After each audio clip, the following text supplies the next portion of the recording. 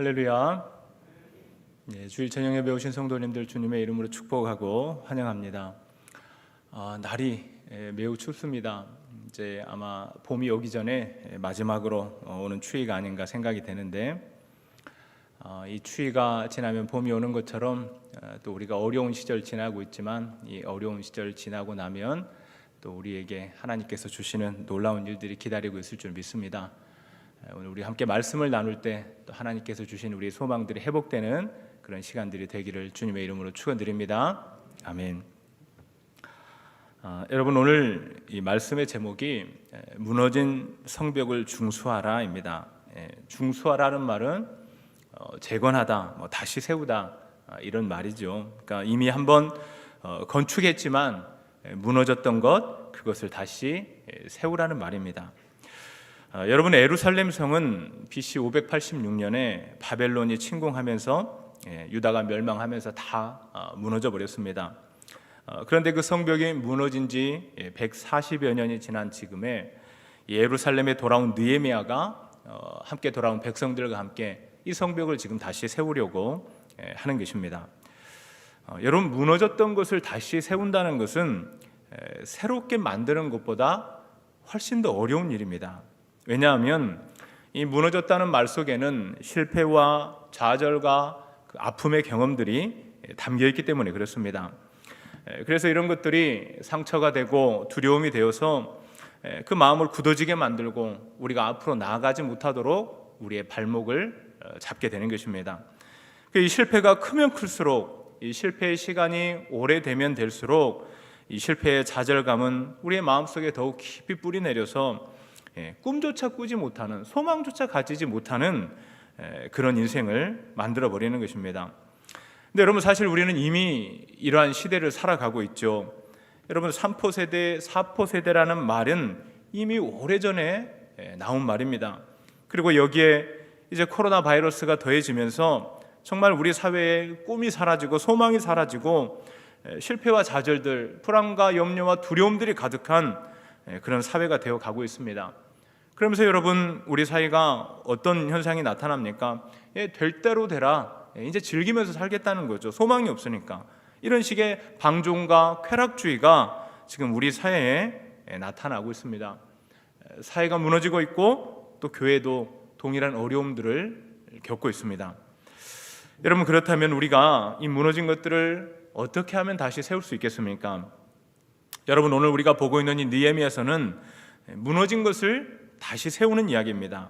앞에서 말씀드린 것처럼 이 바벨론의 공격으로 인해서 예루살렘 성이 무너진 지 140여 년이 지난 그 후에 바벨론의 포로로 잡혀갔던 이스라엘 백성들이 다시 예루살렘으로 돌아와서 무너진 성벽을 재건하고 믿음의 공동체를 세우는 이야기가 바로 느헤미야서입니다. 여러분, 140년 전에 멸망했던 나라를 다시 세우고 성벽을 세우고 무너진 신앙을 회복할 수 있다면 여러분, 다시 회복하지 못할 것이 어디 있겠습니까? 이 코로나 팬데믹 시대를 살아가는 지금 우리들에게도 여전히 소망은 있는 줄 믿습니다.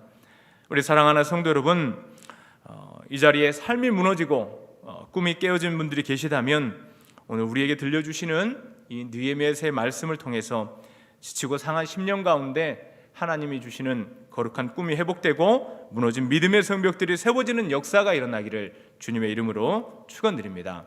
아멘.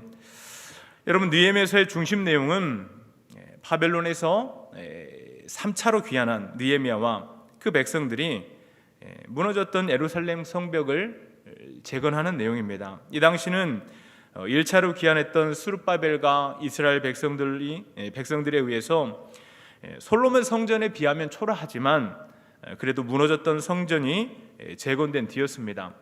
근데 이 성전이 재건되었음에도 불구하고 예루살렘 성 안에 이스라엘 백성들이 거주하지를 못했어요. 왜냐하면 이 성벽들이 다 무너져 있었기 때문에 수시로 침입하는 그 외적들로부터 이스라엘 백성들의 안전을 지켜줄 수가 없었던 겁니다. 그래서 느헤미야가 이스라엘 공동체를 회복하기 위해서, 이 믿음의 공동체를 다시 세우기 위해서 성벽 재건이 필수적인 것이라 생각을 했고, 성벽을 재건하는 과정을 통해서 이스라엘 공동체와 그들의 믿음을 회복시키고 있는 것입니다. 여러분, 오늘 본문 느헤미야 3장 말씀은 예루살렘 성벽 재건에 참여했던 그 사람들의 명단을 기록하고 있습니다. 근데 오늘 본문처럼 이렇게 인명이나 지명이 쭉 나열된 성경 본문을 대하게 되면 설교자들이 참 곤혹스럽죠. 무엇을 말하려고 하는 것인지, 무슨 의미가 있는 것인지 그것을 파악하기 어렵기 때문에 그렇습니다.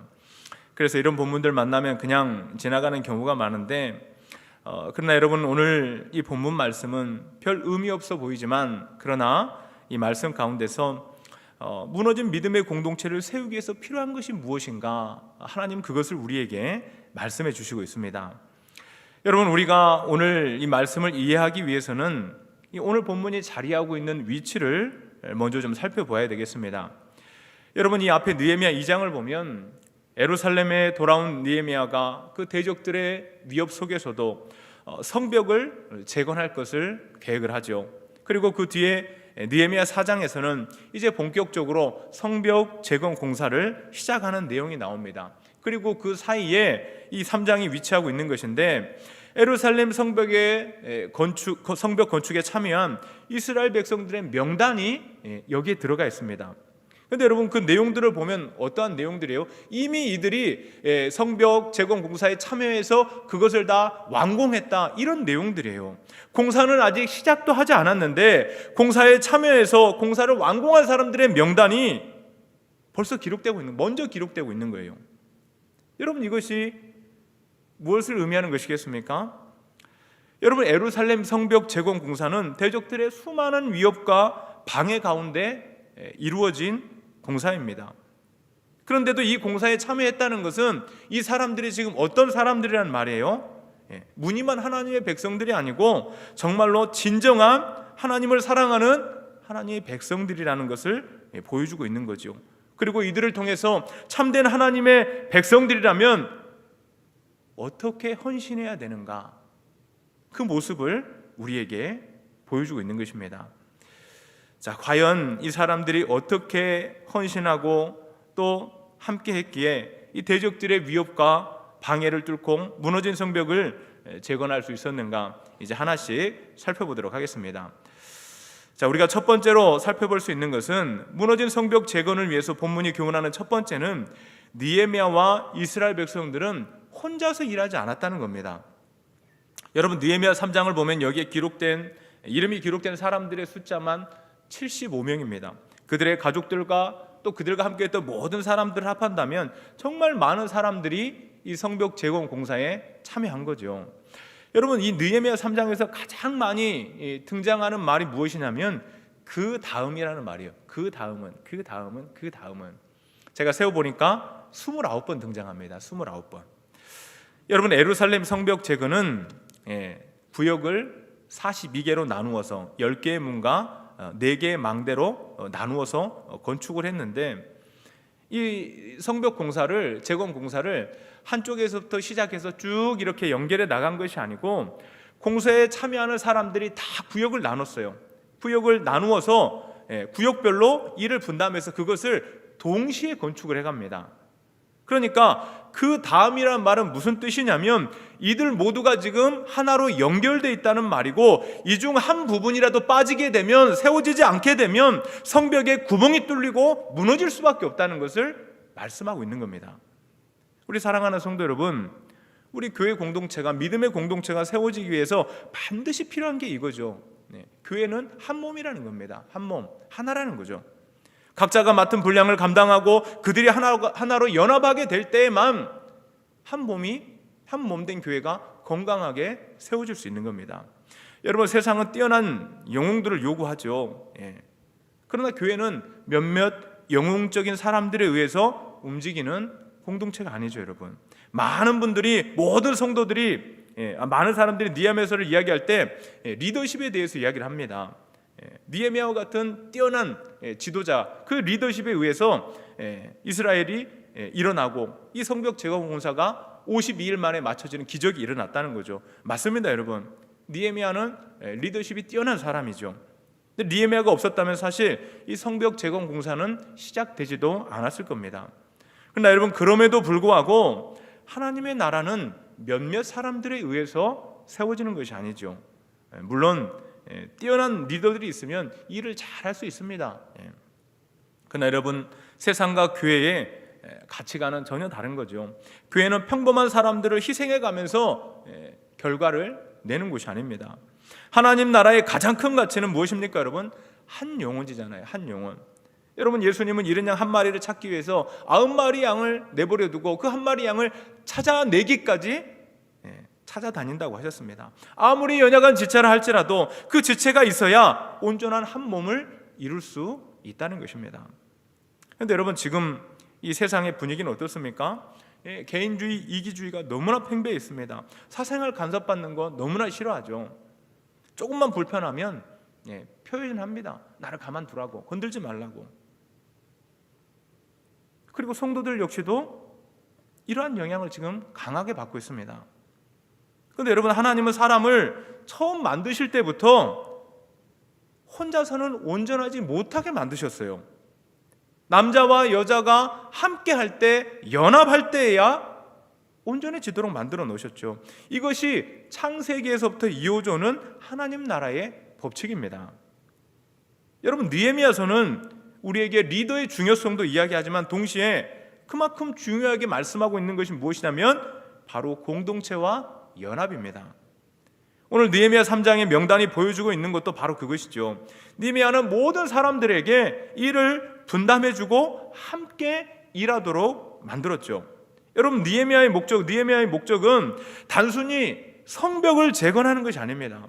느헤미야가 성벽 재건을 통해서, 건축을 통해서 이루고자 했던 것은 그 모든 공동체가, 모든 이스라엘 백성들이 하나로 연합하는 것이었습니다. 아무리 성벽을 재건해도 이스라엘 백성들이 연합하지 못하면 이스라엘의 회복은 있을 수 없는 것이죠. 여러분, 교회가 몇몇 사람들에 의해서 움직이게 되면 그것은 이미 교회가 무너지고 있다는 증거입니다. 물론 지도자가 필요 없다는 말은 아니에요, 여러분. 근데 여러분, 성경을 보세요. 하나님이 세우신 지도자라고 할지라도 교만해지면 어떻게 됩니까? 하나님은 가차없이 그를 버리시잖아요. 지도자는 그냥 겸손히 하나님의 명을 받들면 되는 거죠. 여러분, 오늘 명단을 보면 사실 반드시 기록되어야 될 이름이 하나 빠져 있습니다. 누구겠습니까? 느헤미야겠죠. 느헤미야 이름이 없어요. 16절에 보면 느헤미야 이름이 나오긴 하는데 이것은 이 동명이인입니다. 여러분, 왜 느헤미야가 자신의 이름을 뺐을까요? 자신의 이름을 기록하지 않았을까요? 느헤미야가 겸손한 사람이었기 때문에 그렇겠죠. 또 동시에 느헤미야는 오늘 이 느헤미야 3장에 기록된 이 본문을 통해서, 명단을 통해서 몇몇 능력 있는 사람들만이 아니라, 영향력 있는 사람들만이 아니라 모두가 하나님의 나라를 세우기 위해서는 필요한 사람이라는 것을 우리에게 보여주고 있는 것입니다. 여러분, 우리가 몇몇 사람의 헌신만으로는 우리 교회가, 하나님의 교회가 이 코로나 위기를 이길 수 없죠. 모든 성도가 자기 자리를 지키고 하나로 연합해야 하는 것입니다. 여러분, 나 혼자서도 신앙생활 잘 할 수 있다고 말하는 것은 어떤 거냐면 나는 믿음의 파산자가 되겠습니다, 그렇게 선언하는 거예요. 여러분, 우리 사랑하는 성도 여러분, 교회가 다시 일어서기 위해서는 우리 모든 성도님들 그 모두의 참여와 헌신이 필요한 것입니다. 모두가 각자의 자리를 지키고 함께 연합하게 될 때 교회가 다시 건강을 회복하게 되는 것이고, 교회가 건강해지면 그 유익을 우리 모두가 누릴 수 있게 되는 것입니다. 우리 모두가 자신의 자리를 지키고 함께 연합함으로 우리 무너진 신앙이 회복되고 삶이 회복되는 그 역사를 경험하시는 우리 성도님들 되시기를 주님의 이름으로 축원드립니다. 아멘. 자, 이제 무너진 성벽 재건을 위해서 오늘 본문 말씀이 주시는 두 번째 교훈은 무엇이냐면 우선순위를 지켜야 한다는 겁니다.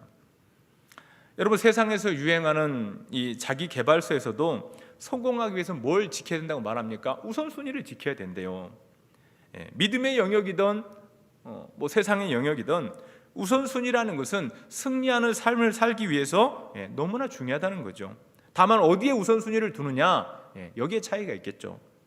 여러분, 느헤미야 3장을 보면 느헤미야가 전체 성벽을 이 동서남북 4개로 구분해서 42개 구역으로 분할을 합니다. 그렇게 재건을 하는데 우리가 여기서 주의해 보아야 될 것은 그 재건 공사가 어디에서부터 시작되고 있느냐 하는 것입니다.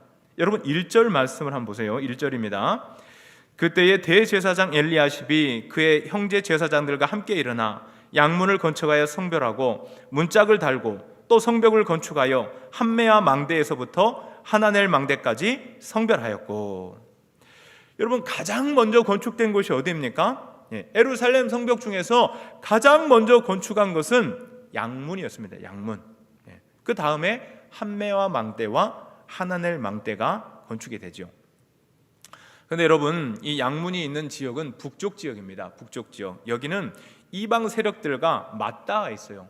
그래서 외적들의 침입이 가장 활발하게 빈번하게 일어났던 지역입니다. 그래서 여러분 망대가 여기 두 개나 세워져 있는 거예요. 한메아 망대는 이 백부장의 망대라고도 불리는 망대인데, 백부장의 망대 무슨 뜻이겠어요?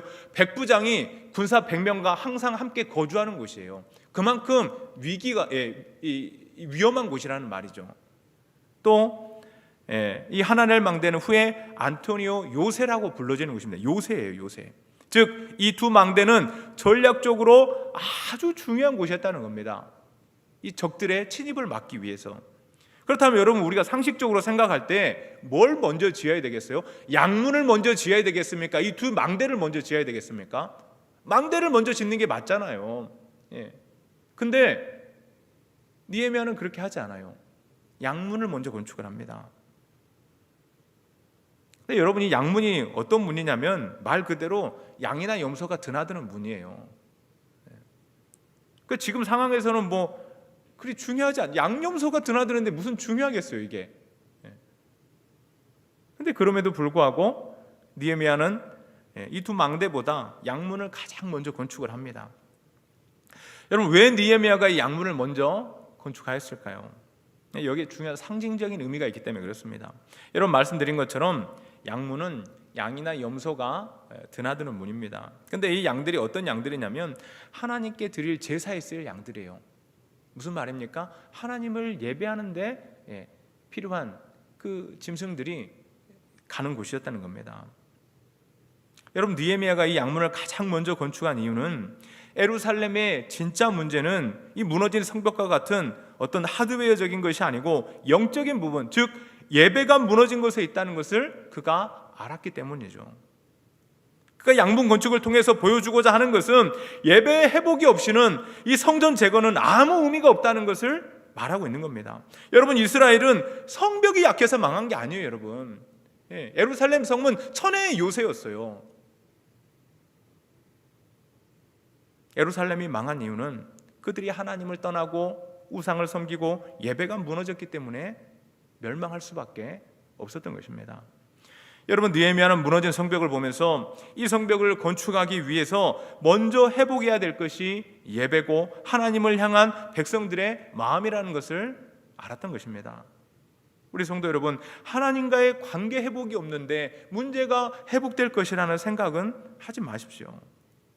여러분 우리 안에 있는 불안과 염려와 걱정들, 두려움들, 이거는 예배 회복이 없이는 절대 사라지지 않아요. 여러분 무언가를 이루고 성취하고 많은 것을 쌓는다고 없어지는 것이 아닙니다. 예배를 통해서 하나님을 만나고 경험하게 될 때 이런 것들이 사라지게 되는 거죠. 여러분 그래서 시편 127편 1절과 2절은 이렇게 말하지 않습니까? 여호와께서 집을 세우지 아니하시면 세우는 자의 수고가 헛되며 여호와께서 성을 지키지 아니하시면 파수꾼의 깨어있음이 헛되도다. 너희가 일찍이 일어나고 늦게 누우며 수고의 떡을 먹음이 헛되도다. 하나님이 우리를 지키시지 않으면 우리의 모든 수고는 헛되다는 거예요. 여러분 이를 위해서 애쓰고 힘쓰기 전에, 그렇기 때문에 우리가 해야 되는 것이 무엇입니까? 먼저 예배를 회복해야 한다는 것입니다. 여러분 요한복음 4장 23절에서 예수님은 하나님께서 찾으시는 자는 영과 진리로 아버지를 예배하는 자라고 말씀하셨습니다. 우리의 예배가 회복될 때 하나님께서 우리의 삶을 지키시고 인도하실 줄 믿습니다. 여러분 그리스도인의 최우선순위는 하나님을 예배하는 거죠. 코로나 팬데믹이 시작되면서 뭐 대면 예배, 비대면 예배 뭐 말이 많았습니다만, 여러분 우리가 현장 예배에 참석해서 예배를 드린다고 해도 이 예배 시간에 하나님을 대면하지 못한다면, 하나님을 경험하지 못한다면 여러분 그것은 예배에 실패한 것이죠. 여러분, 우리의 삶에 재건해야 될 것들이, 다시 세워야 될 것들이 많이 있지만 그중 가장 중요한 것은 바로 이 양문, 예배의 문을 회복하는 것인 줄 믿습니다. 우리 사랑하는 성도 여러분, 이 우선순위를 꼭 기억하시기 바랍니다. 예배가 회복될 때 모든 것이 회복될 것입니다. 아멘. 자, 이제 마지막 세 번째로 이 느헤미야 3장이 우리에게 주는 이 무너진 성벽을 재건하기 위해서 우리에게 주는 세 번째 교훈은 사명을 따라서 살아야 한다는 것입니다. 여러분, 오늘 이 본문 3장에 기록된 말씀을 보면 여기에 참여했던 사람들의 직업이 여러 가지예요. 그 직업들 보니까 한 15가지 이상 되는 것 같아요. 그 중에는 제사장들도 있고 금장색도 있고 향품 장사도 있고 어떤 정치 지도자들도 있고 장사꾼들도 있습니다. 각자가 자신의 직업을 가지고 있던 사람들이었습니다. 또 어떤 사람들은 예루살렘에서 상당히 멀리 떨어진 곳에 살고 있던 사람들이었어요. 근데 이 다양한 사람들이 모두 다 나와서 예루살렘 성벽 재건 공사를 위해서 힘을 합치고 있는 겁니다. 여러분, 오늘 1절 말씀 우리가 봤지만 여기 대제사장과 제사장들이 나오잖아요. 여러분, 이 사람들은 제사를 집례하도록 특별히 구별된 사람들입니다. 근데 이들도 지금 어떻게 해요? 나와서 성벽을 건축하고 있어요. 또 8절을 보면 금장색이 나오죠. 이 사람들 금을 세공하는 사람들입니다. 손이 예민해야 돼요. 근데 이들이 지금 거친 건축 일을 하고 있습니다. 느헤미야서 4장을 보면 이들이 새벽 동틀 때부터 별을 보기까지 온종일 그 방해하는 세력들이 해방하지 못하도록 지키면서 일을 했다고 말하고 있어요. 하루 종일 쉬지 않고 이 거친 일을 했으니까 여러분, 그 손이 어떻게 되겠어요? 또 지역의 유력 정치인들, 향수를 판매하는 사람들, 여러분, 이들의 몰골이 어떠 있겠습니까? 여러분, 이 사람들은 최소한 중산층 이상에 속하는 사람들이에요. 다 자신들의 괜찮은 생업이 있고 굳이 성벽 건축하지 않아도 삶을 살아가는데 별로 문제가 없었던 사람들입니다. 그런데 그럼에도 불구하고 이들이 지금 이렇게 힘든 건축 일을 맡아서 하고 있는 이유가 무엇입니까, 여러분? 다른 이유가 없죠. 이게 하나님의 일이기 때문에 하는 거예요, 여러분. 자신의 일보다 이스라엘의 회복을 위해 부름받은 그 사명을 감당하기 위해서 생업을 뒤로하고 이렇게 나와서 일을 하고 있는 겁니다. 근데 여러분, 오늘 본문 5절 말씀을 보면 이와는 다른 한 종류의 사람이 등장을 합니다. 5절 말씀 보세요. 그 다음은 드고아 사람들이 중수하였으나 그 귀족들은 그들의 주인들의 공사를 분담하지 아니하였으며, 드고아의 귀족들은 이 공사에 참여하지 않았답니다. 왜 참여하지 않았는지는 분명히 알 수가 없죠. 성경이 말해주지 않으니까. 그러나 우리가 추측해 볼 수 있는 것 한 가지는 이들은 귀족들이에요. 가진 게 많아요. 자기들이 지켜야 될 이익이 많아요. 자기들의 이익을 지키기 위해서 참여하지 않았다는 거죠. 개인의 유익을 위해서 하나님의 일에 참여하지 않았다는 것입니다. 우리 사랑하는 성도 여러분, 이렇게 사명이 없는 인생은 먹고 사는 것에 끌려다니는 인생을 살게 되는 것입니다. 여러분, 우리가 믿음으로 살기 위해서 반드시 경험해야 되는 것이 한 가지가 있는데 그게 마태복음 6장 33절 말씀이에요. 너무 잘 아시죠? 그런즉 너희는 먼저 그의 나라와 그의 의를 구하라. 그리하면 이 모든 것을 너희에게 더하시리라. 여러분, 믿음의 삶을 살기 원하신다면 반드시 이 말씀을 삶에서 경험하셔야 돼요. 우리가 하나님의 일을 감당할 때, 사명을 감당할 때 하나님께서 우리의 입고 먹고 마시는 모든 것들, 우리의 삶을 책임지신다는 것을 반드시 경험하셔야 돼요. 이것을 경험해야만 믿음의 삶을 살아갈 수 있는 것입니다. 이것을 경험하지 못하면 여러분, 매일 먹고 사는 문제로 그 염려와 근심 때문에 믿음의 발걸음을 뗄 수가 없어요. 여러분, 씨 뿌리는 비율은 잘 아시죠? 농부가 씨를 뿌리잖아요. 4가지 밭에, 길가와 돌밭과 가시떨기와 좋은 땅에 뿌립니다. 근데 그 마태복음 13장 22절에 보면 그 가시떨기에 떨어진 씨앗에 대해서 이렇게 말씀을 해요. 가시떨기 밭에 대해서. 여기서는 씨는 말씀이고 밭은 우리의 마음이잖아요. 근데 이렇게 말합니다. 가시떨기에 뿌려졌다는 것은 말씀을 들으나 세상의 염려와 재물의 유혹으로 말씀이 막혀 결실하지 못하는 자요. 여러분, 먹고 사는 일에 골몰하면 문제가 해결되는 것이 아니고 항상 염려에 사로잡혀서 절대 하나님이 약속하신 것들의 그 열매를 맺을 수가 없게 된다는 겁니다.